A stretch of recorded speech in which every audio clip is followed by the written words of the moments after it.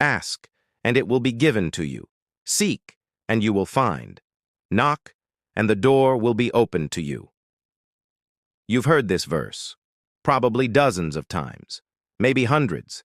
It's been quoted in prayers, printed on bookmarks, shared in motivational posts, used to encourage people facing difficult decisions or uncertain seasons, and almost every time it's quoted, it's presented the same way, as a formula, as a guarantee, as a promise that if you just ask the right way, seek hard enough, or knock persistently enough, God will give you what you want.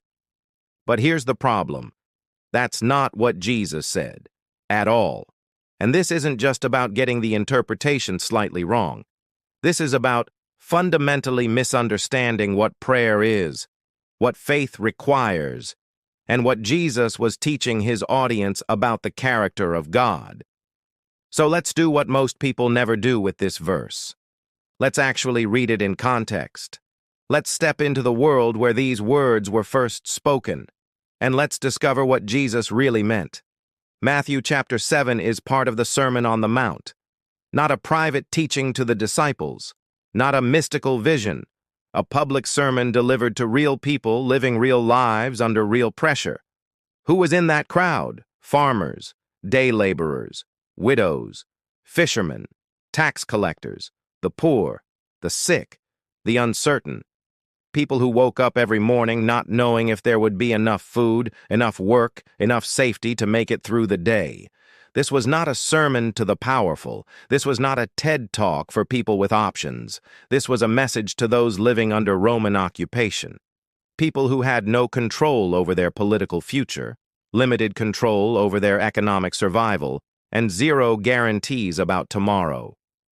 In that world, asking was not casual.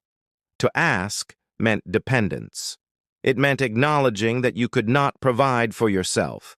It meant recognizing that survival itself was not guaranteed by your own efforts. When Jesus tells this crowd to ask, he's not teaching them a prayer technique. He's teaching them a posture. Here's where translation reveals something most English readers miss entirely. The Greek verb used for ask is aiteo, and it's in the present continuous tense. That's critical, because present continuous doesn't mean ask once and you're done. It means keep asking, persist, return, remain in the posture of dependence. The same grammatical structure applies to seek and knock. These are not one-time actions. They are ongoing practices. Jesus is not saying, ask once and you'll get it. He's saying, hey, keep asking, continue seeking, persist in knocking. Why would Jesus phrase it this way? Because he's not describing a transaction. He's describing a relationship. Think about what this means. If prayer were a vending machine, insert request, receive result, then the grammar would be different. It would be simple and transactional. Ask and immediately receive. But that's not what the text says. The text assumes duration, repetition, endurance. Jesus is teaching people how to relate to a God who does not operate on their timeline. Let's focus on the middle verb, seek. In English, seek sounds almost passive, like browsing, like curiosity, like looking around to see what you might find. But in the Greek, the word zeteo carries a much stronger connotation. It means to actively pursue, to search with intention, to redirect your path toward something that matters enough to change your direction. Seeking in the ancient world was not casual. If you sought something, it meant you were willing to move, to risk, to invest time and energy with no guarantee of success. People sought lost animals because their livelihood depended on it. They sought water in the wilderness because their survival depended on it. They sought justice in courts because their dignity depended on it. Seeking required sacrifice. It required commitment. It required the possibility of disappointment. When Jesus tells his audience to seek, he's not talking about dabbling. He's talking about reorienting your life around what you're looking for. And here's the stunning part. He's inviting them to seek God himself. Not just outcomes, not just blessings, not just answers, but the very presence and character of God. This is not a call to manipulate God into giving you what you want. It's a call to pursue God even when what you want remains unclear. Now let's talk about knocking. In modern Western culture, doors are everywhere. Automatic doors, unlocked doors, doors you can open yourself. We think of doors as obstacles, things that might slow us down but rarely stop us entirely. But in the ancient Near East, doors meant something very different. A door was the boundary of someone's household. To knock was to request entry into someone else's space, under their authority, at their discretion. You didn't knock and then barge in. You knocked, and then you waited. Knocking was an act of humility, of respect, of recognizing that you had no inherent right to enter.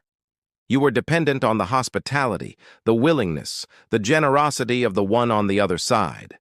This is a radically different image than the one we've imposed on this verse. We read, "Knock, and the door will be opened," as if God is obligated to respond immediately to our demands. But Jesus is painting a picture of dependence, patience, and trust in the character of the one who holds the authority to open or not. The promise is not that every door opens instantly. The promise is that God is not indifferent, that He hears the knock, that He responds, not according to our timeline, but according to His wisdom and care. Here's something most people don't realize. Matthew 7:7 is not a standalone promise. It's part of a larger teaching that continues into verses 9 through 11. Listen to what Jesus says next. "Which of you, if your son asks for bread, will give him a stone? Or if he asks for a fish, will give him a snake? If you then, though you are evil, know how to give good gifts to your children, how much more will your Father in heaven give good gifts to those who ask Him?" This is the key. Jesus is not promising that God will give you whatever you ask for. He's promising that God will give you what is good. And here's where modern readings completely fall apart. We assume we know what's good for us. We assume that what we want is what we need. We assume that if we don't get what we asked for, God has failed to keep His promise. But Jesus is making a different point entirely.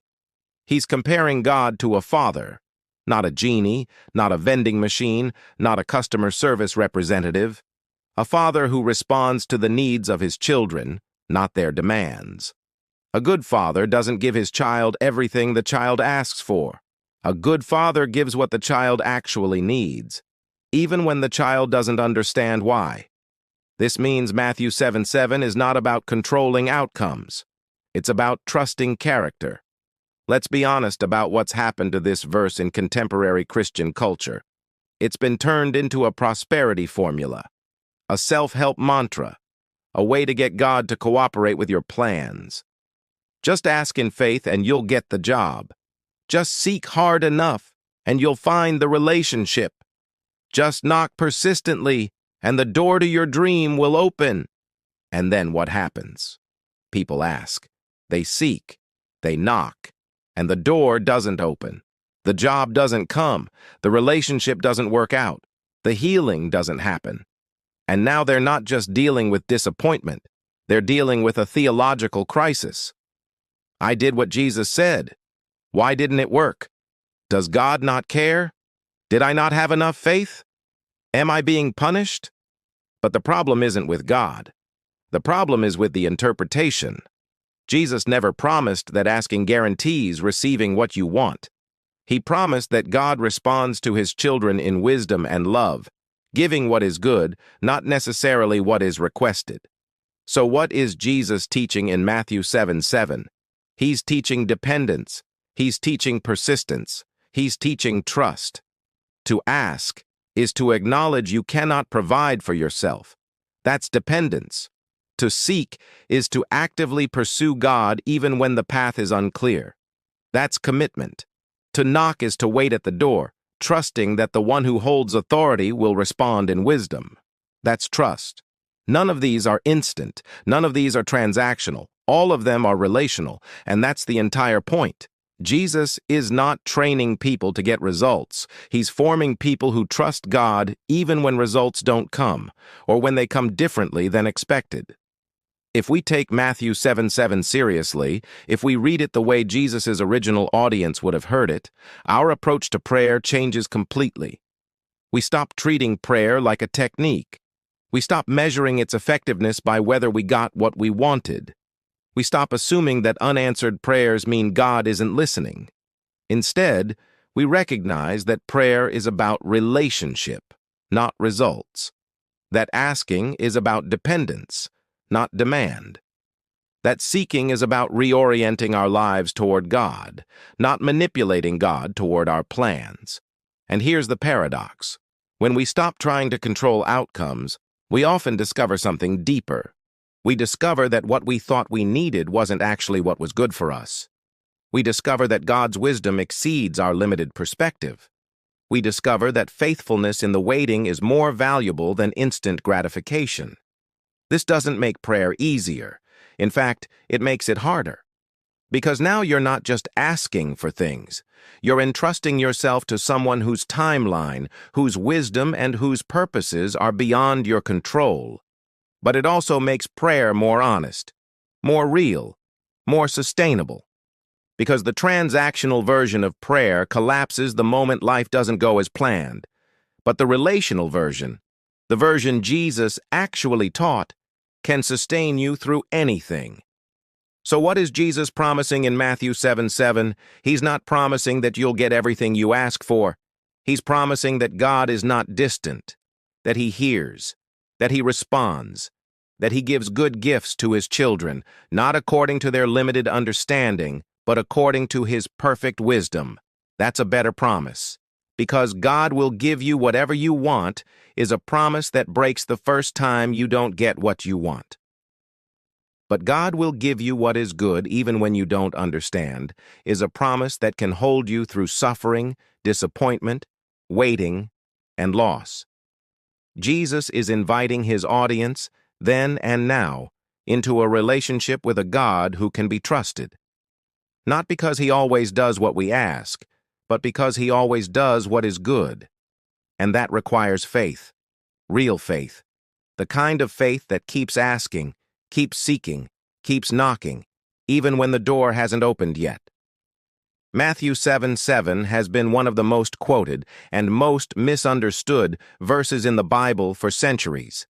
It's been used to sell prosperity, to manipulate people into believing that faith equals results, to turn prayer into a transaction and God into a means to an end. But when we read it in context, when we pay attention to the grammar, the culture, the audience, and the teaching that follows, we discover something far more challenging and far more beautiful. We discover that Jesus is not teaching a technique. He's forming a people who depend on God, a people who seek Him, a people who trust His wisdom even when His timing doesn't match their expectations. That's not the message that fits on a motivational poster, but it's the message that can sustain a life. If this video challenged what you thought you knew about Matthew 7:7, there's much more beneath the surface of Scripture waiting to be discovered.